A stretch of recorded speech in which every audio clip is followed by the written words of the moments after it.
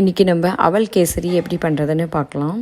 இப்போ ஸ்ரீ ஜெயந்தி வரப்போகிறதுனால 15 to 20 மினிட்ஸில் குயிக்காக பண்ணுற மாதிரி ஒரு ஸ்வீட் ரெசிபி தான் இது. இப்போ இதுக்கு தேவையான பொருட்கள் என்னென்னு பார்க்கலாம். 1 கப் அவல், 3/4 கப்பு சுகர், 1/2 கப்பு பால், 1 டீஸ்பூன் ஏலக்காய் பொடி, முந்திரி பருப்பு திராட்சை 1 டேபிள் ஸ்பூன், ஒரு 4 டேபிள் ஸ்பூன் நெய், அவ்வளோதான் இதுக்கு தேவையானது. இப்போ வெறும் கடாயில் நம்ம எடுத்து வச்சுருக்கிற அவலை நல்லா உடைச்சா உடையணும், அந்த அளவுக்கு பருத்து எடுத்துக்கோங்க. இப்போ பார்த்திங்கன்னா உடைக்க வருது. இதோட நம்ம ஆஃப் பண்ணிவிட்டு நல்லா ஆறினத்துக்கப்புறம் மிக்சியில் போட்டு பொடி பண்ணி எடுத்துக்கலாம். ரொம்ப நைஸாக பொடி பண்ண வேண்டாம், கரகரன்னு பொடிச்சு எடுத்துக்கோங்க. இப்போ அதே சேம் கடாயில் ஒரு 2 டேபிள் ஸ்பூன் நெய் ஆட் பண்ணிக்கலாம். நெய் நல்லதுக்கப்புறமா நம்ம எடுத்து வச்சுருக்கிற முந்திரி பருப்பையும் திராட்சையும் ஆட் பண்ணி, திராட்சை நல்லா பலூன் மாதிரி வந்தோடனே நட்ஸை ஃப்ரை பண்ணி எடுத்து தனியாக வச்சுக்கோங்க.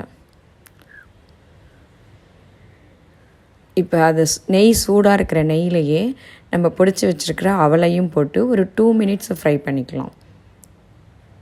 1 கப்பு தண்ணி ஆட் பண்ணிவிடுங்க.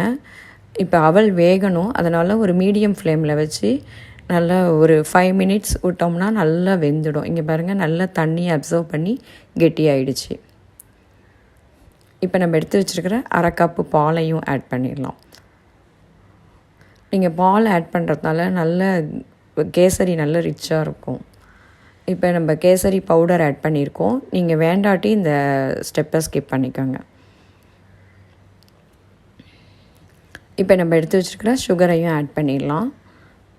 சுகர் ஆட் பண்ணோன்னா கொஞ்சம் தளன்னு ஆகிடும் கேசரி. இது ஃபுல்லாகவே நீங்கள் கேஸை சிம்மில் வச்சே பண்ணுங்கள். ஒரு 5 மினிட்ஸில் நல்லா கொதிக்க ஆரம்பிக்கும்போது இன்னும் கொஞ்சம் ஒரு 1 டேபிள் ஸ்பூன் நெய் ஆட் பண்ணிக்கலாம்.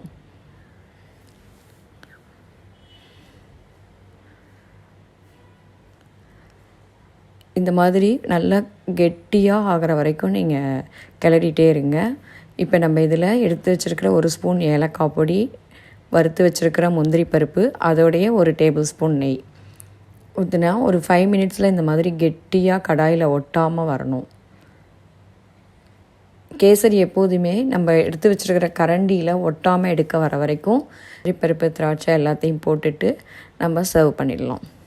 அவ்வளோதான், நம்மளோட சுவையான அவல் கேசரி ஒரு 15 to 20 மினிட்ஸில் நிறையா அவல் recipes, Krishna Jayanthi sweet recipes எல்லாமே நம்ம சேனலில் இருக்குது. அதோட லிங்க் எல்லாமே நான் டிஸ்கிரிப்ஷனில் கொடுக்குறேன். வேணுங்கிறவங்க கண்டிப்பாக ரெஃபர் பண்ணிக்கோங்க. ஹாப்பி ஸ்ரீ கிருஷ்ண ஜெயந்தி. தேங்க்யூ.